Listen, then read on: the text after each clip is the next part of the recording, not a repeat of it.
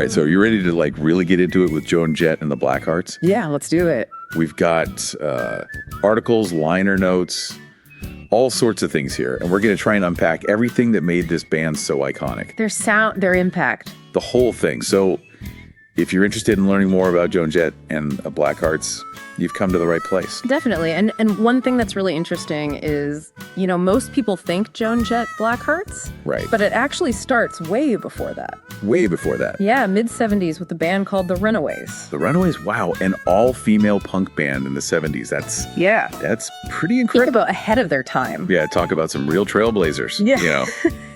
I mean, they weren't just making music. Yeah. They were challenging societal norms. Yeah.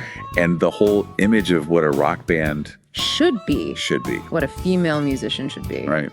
And it's, you know, even though they didn't last that long, right, their impact is still felt today. Absolutely. And even back then, you could hear the power in Joan Jett's voice. Oh, yeah, absolutely. Like, it was just a preview of the icon she would become. Yeah, like a little sneak peek. Right, exactly. Right. But then after the Runaways, Joan Jett went solo. And I was reading here in the liner notes about this amazing story of her meeting Kim Fowley. Oh, yeah. The producer. And he suggests that she covers this song, I Love Rock and Roll. And like the rest is history. It's a pretty crazy story how that song even came about, too. Sure. You know, the original was by a band called The Arrows. Oh, I didn't know that. Yeah, most people don't realize that. And wow. Joan Jett heard it while she was on tour with the Runaways in England. Oh, wow. So it was kind of just like floating out there. Yeah, and it just stuck with her all those years. And then Kim Fowley brought it up, and the rest is history. And, I mean, it's history for a reason, right? That song just exploded. Wow, yeah. 1982, it hits #1 on the chart. And it became an anthem, like for a whole generation, but especially for young women.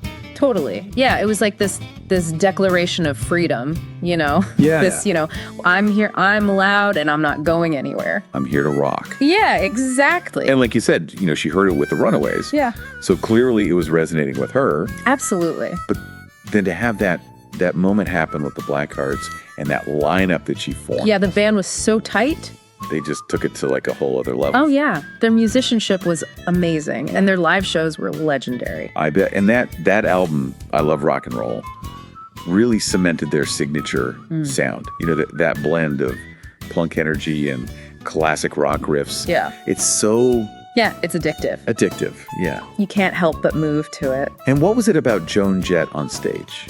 I mean, you know, reading all this stuff and seeing video clips, she's just magnetic. She just owned the stage, you know? She was powerful, she was confident, and she was just so comfortable in her own skin. Right. And I think that came through in the music, too. Absolutely, yeah. And think about, like, Hit Me With Your Best Shot. Like, that song, that energy, that attitude, it really redefined what a female rock star could be. Absolutely. And I think sometimes people forget that Joan Jett and the Blackhearts are more than just the anthems. You know, they had such a wide range. Oh, for sure. Crimson and Clover, their cover of that brought like a whole new dimension to the original. And then you've got like Love Bites, So Do I. Right. You know, the power ballad. Yeah. That showcases a completely different side of her artist. You know, a real depth of emotion, vulnerability. That's one of my favorite Joan Jett songs. It's so good. And, you know, it makes you wonder, like, with all this success, were they finally accepted by the industry, or was there still pushback? You know, especially coming from the Runaways. There was always pushback. Really? Yeah, the music industry was just not ready for women who rocked this hard, you know, and they were constantly fighting against sexism and this, you know, that idea of what a female musician should be. And like we were talking about, you know, the Runaways face a lot of that too. Oh, yeah. Did anyone else from the Runaways go on to like have a big career? Yeah. Lita Ford is a great example. She went on to have a pretty successful solo career, playing hard rock and even metal. Oh, cool. I didn't know that. Yeah. Yeah. So, you know, the Runaways really were this breeding ground for talent and resilience. Yeah. And it's that resilience that allowed Joan Jett and the Blackhearts to keep going, to break through those barriers, and not just break through, but inspire countless other female musicians. Right. And I think that's what's so amazing is that their music is still so relevant today. Yeah. I mean, it's everywhere you hear it in movies, TV shows. It's timeless. It's timeless, and it's a real testament to their impact. And then, of course, there's Joan Jett's induction into the Rock and Roll Hall of Fame in 2015. Rightfully so. It's a well-deserved recognition for a true legend. Absolutely. And when you think about their legacy, it's incredible to see how a new generation of artists are carrying that torch. Yeah. That same defiance, that raw talent, that refusal to be put in a box. Yeah. And that's something I want all of you listening to think about. Yeah. Who are the artists out there now that embody that same spirit for you? It's an exciting time for music. There's so much great stuff out there. Yeah, there really is. And it's been amazing diving into this with you. Yeah, this was awesome. Joan, Jett, and the Blackhearts.